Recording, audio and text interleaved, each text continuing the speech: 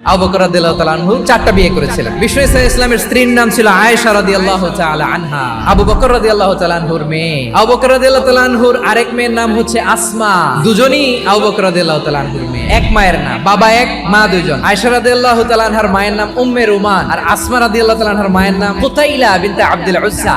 আসমা ইসলাম ধর্ম গ্রহণ করে মুসলিমা, কিন্তু তার মা কুতাইলা মুশরিকা। কুতাইলা কলিজার টুকরা সন্তান আসমারে দেখার জন্য কিছু উপহার নিয়ে বিশাল মরুপথ পাড়ি দিয়ে মক্কা থেকে মদিনায় যায়। সুবহানাল্লাহ বলে। এখন মা আসছে মেয়ের সাথে দেখা করতে, মেয়ে তো আর দেখা দেয় না। মেয়ে ভাবছে আমার মা তো মুশরিকা, অপবিত্রা, তার সাথে কি দেখা দেয়া যাবে? বিশ্বনবীর দরবারে চলে গেলেন। যে বললেন ইয়া রাসূলুল্লাহ, হে ইয়া হাবিবাল্লাহ, আমার মা মক্কা থেকে আমার সাথে দেখা করতে এসেছে গো নবী। বিশ্বনবী বললেন হ্যাঁ অবশ্যই, আগে যেমনি ভালো আচরণ করছো আসমা, এখন ওইরকমই করো, পারলে আরো বাড়াই করো। তাহলে আমার যে হিন্দু ভাইরা, আপনার আম্মা আব্বা এখনো মুসলমান হয় নাই, তাদের জন্য দোয়া করেন, আল্লাহ যেন তাদেরকেও ঈমানের দৌলত দান করে।